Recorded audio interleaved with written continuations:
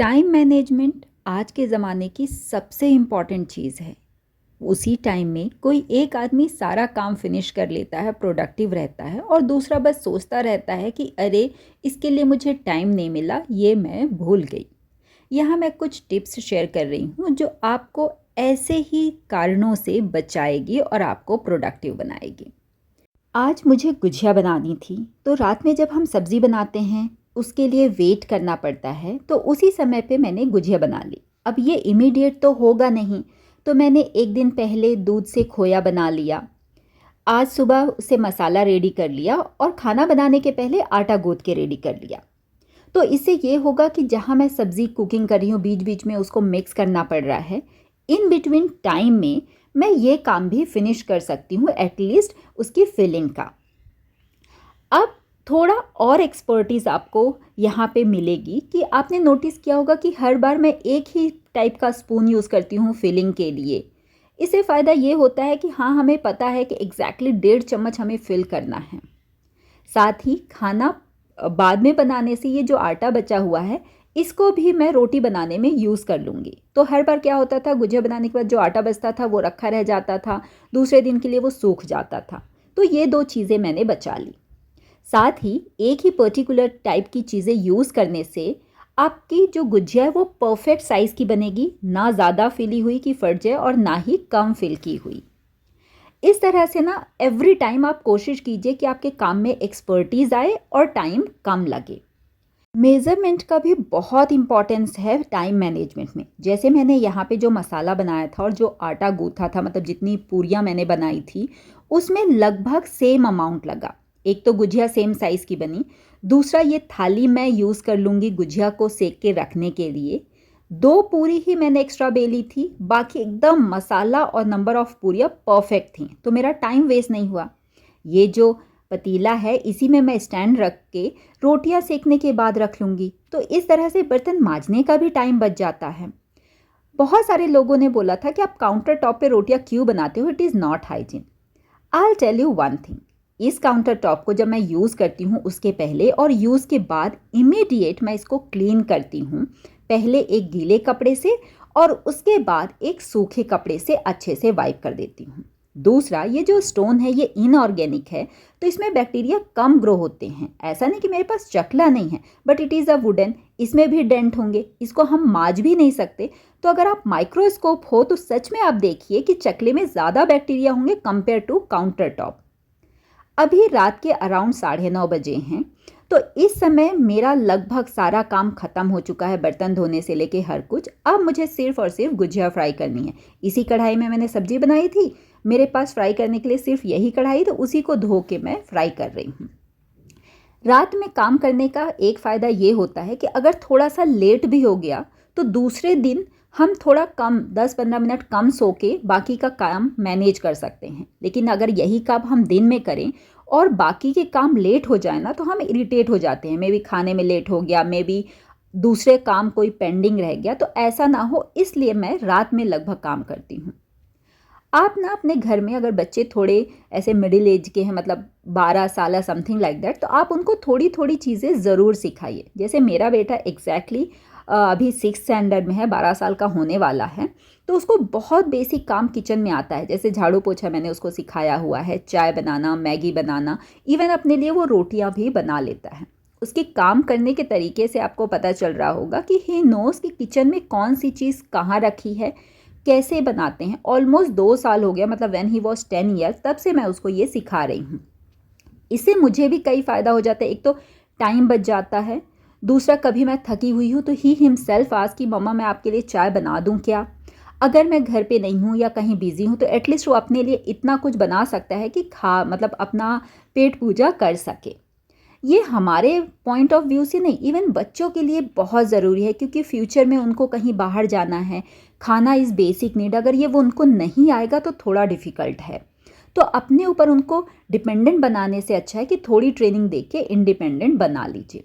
और एक दिन में नहीं सीखेंगे, हम इतने सालों से काम कर रहे हैं, हमसे गलतियां होती है, तो बच्चों से भी हो सकता है थोड़ा कहीं स्पिल हो जाए। हाँ, लेकिन प्रिकॉशंस के साथ, कि ऐसा ना हो कि थोड़ा बहुत कहीं वो जल जाए, ये ना हो। मैंने लास्ट टाइम शेयर किया था कि मैं डोर मैट भी मशीन में ही वॉश कर लेती हूँ, तो ऑब्वियसली ड्रम गंदा हो जाता है। तो इसको क्लीन करने के लिए आपको क्या करना है कि नॉब जो है उसका टब क्लीन पे लगाना है और बिना किसी वॉशिंग पाउडर एम्प्टी मशीन आपको ऑन कर देना है। इसमें जो आपको झाग दिख रहा है ये एक्चुअली टब क्लीन हो रहा है, उसी में कुछ थोड़ा बहुत वॉशिंग पाउडर के पार्टिकल रह जाते हैं, तो वो है। एक चीज़ ज़रूरी है कि जब ये क्लीन हो जाए तो मशीन का डोर 10 मिनट के लिए खोल के ज़रूर रख दीजिए। कई काम ऐसे होते हैं कि बस 2 मिनट के होते हैं, बट पता नहीं हम ब्रेन में उसको इतना हाइपर कर देते हैं कि हमें लगता है कि बाप रे टाइम कहाँ है। एक सिंपल सा काम, मुझे फ्रिज के ऊपर लाइनर चेंज करना था। इसके ऊपर ऐसा पसारा मेरे यहाँ होता है कि आपके यहाँ भी होता है, कमेंट ज़रूर कीजिएगा। पता नहीं कितना भी साफ़ करो कुछ ना कुछ उसमें पाइल्ड अप हो ही जाता है। एनीवेज, तो मुझे सिर्फ कवर निकालना था, ये कवर हटा के दूसरा कवर लगाना था। मुझे एक कंप्लीट काम के लिए पूरा टाइम अगर नहीं मिलता तो मैं उसको डिवाइड कर लेती हूँ। जैसे फ्रिज के ऊपर का कवर पहले चेंज कर दिया, थोड़े दिन के बाद सामने वाला कर दिया, और अगर तीसरे दिन टाइम मिला तो फ्रिज का इंटीरियर। ये कवर वगैरह मैंने खुद ही सिले हैं, इसीलिए इतने परफेक्ट मेज़रमेंट के हैं। अब देखिए यहाँ पे पता नहीं क्या क्या सामान इकट्ठा था। ये रबर बैंड, कभी ढूंढने भी जाऊँगी तो फ्रिज के ऊपर तो कभी नहीं ढूंढूंगी, तो इसलिए एक डब्बी में मैं इनको सब कुछ रख देती हूँ। ट्रांसपेरेंट है तो आसानी से दिख जाती है जब मुझे यूज़ करना हो। टिश्यू भी हम कई बार बाहर से ऑर्डर करते हैं तो आ जाता है, इसको रख देते हैं कि हम यूज़ करेंगे, लेकिन बाहर पड़े पड़े कभी पानी पड़ जाता है या कोई और चीज़, ये ख़राब हो जाती है। तो अगेन कोई बड़ा ऑर्गेनाइज़र की आपको ज़रूरत नहीं है, कोई भी घर में अगर इस तरह से डिस्पोजल हो उसी में फ़ोल्ड करके रख दीजिए। एक जगह रहेगा, प्रोटेक्टेड रहेगा, तो आपको पता भी है कि अगली बार जब आपको टिश्यू की ज़रूरत हो तो यहाँ से निकालना है, उसके बाद आप अपने घर के पैकेट यूज़ कीजिए। अब इसी तरह से छोटी छोटी चीज़ें घर की होती है ना, हम रख देते हैं, फिर हमें मिलती नहीं है तो ढूंढने का टाइम वेस्ट होता है। इसलिए मैं हर चीज़ों को ना एक ऐसी जगह रखती हूँ कि माइंड में बना रहे कि हाँ ये चीज़ मुझे कहाँ मिलेगी। अब इनको कहीं और रख देंगे तो इनको ढूंढने का तरीका होगा, तो इसलिए इन सब चीज़ों में आप लेवल करके रखिए। घर की चीज़ें यूज़ करने के बजाय, जैसे कोई मसाले हो सकते हैं आपके पास हों, लेकिन अगर वो सैशे में है तो उनको पहले यूज़ कीजिए, तो ये ऑर्गेनाइज भी होते रहेंगे। ऐसी जगह पे रखिए जहाँ से इनको पिक करना आसान हो। मैं इनको फ्रिज के ऊपर ही रखती हूँ, बट इन सच अ वे कि पीछे छुपा के ये दिखे भी ना हो, but everyone in the house knows कि कौन सी चीज़ कहाँ पे मिलेगी। तो जैसा मैंने बोला कि फ्रिज के सामने का डोर मैं क्लीन नहीं कर पाई, तो I will keep it for the evening. अभी गणपति जी फेस्टिवल जस्ट विसर्जन हुए, तो डेकोरेशन का सामान आज मैंने सुबह से फोल्ड करके रख तो दिया, बट इसको प्रॉपर ऑर्गेनाइज नहीं कर पाई। तो इनको बस मैं एक कॉर्नर पे रखूँगी। ऑर्गेनाइजेशन के लिए मुझे टाइम लगेगा और अभी मेरी क्लास स्टार्ट हो जाएगी थोड़ी देर में, तो मैं क्या करूँगी कि बस इसको अलाइन कर दूँगी। सोफ़े को मैं ऑर्गेनाइज़ कर रही थी, आप देख रहे हैं कितना वो हो गया है, तो नोटिस किया कि ये थोड़ा सा गंदा भी हो गया है। चाहती तो एक वीक और चलता, बट अगेन फिर से ये गंदा होगा, निकालो और फिर से दूसरा लाइनर बिछाओ, इसको तो मुझे ठीक करना ही था तो टाइम लगता। तो इसलिए मैंने सोचा कि क्यों ना इसको चेंज ही कर दिया जाए। बाद में फिर से वही पूरी प्रोसेस करने से अच्छा है कि इसी समय मैं चेंज कर दूँ। कवर चेंज करने का एक और फ़ायदा ये होता है कि जो भी चीज़ें यहाँ वहाँ क्लटर है ना, वो अपनी जगह पे पहुँच जाती है, क्योंकि कवर हटाने के लिए आपको वो चीज़ें हटानी पड़ेगी, तो डेफिनेटली आप उनको उनकी जगह पे डाल दोगे।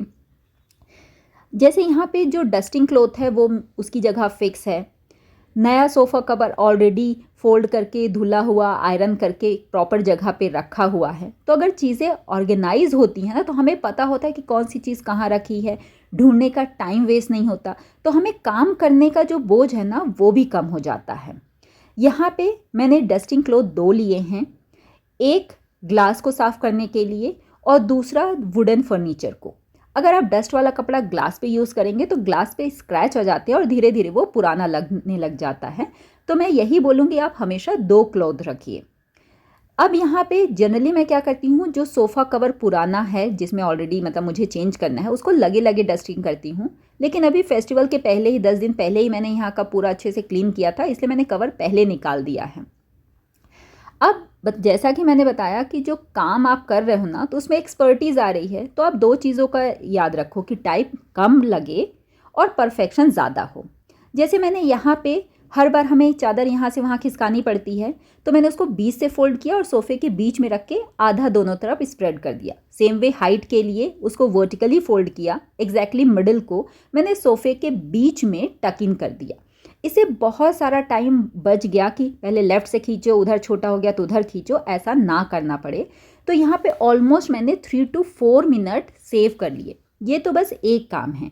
सेम वे आप देखिए कि प्रोसेस भी मैंने इम्प्रूव की। पहले मैं क्या करती थी, बेडशीट को टक इन करती थी ऐसे घुसा घुसा के स्पैचुला से, बहुत टाइम लगता था। अगर आप कुशन को लिफ्ट करोगे और फिर इसको फोल्ड करोगे ना, तो बहुत आसान हो जाता है और मेहनत भी कम लगती है। So this way I save time and मेहनत and also improve the perfection.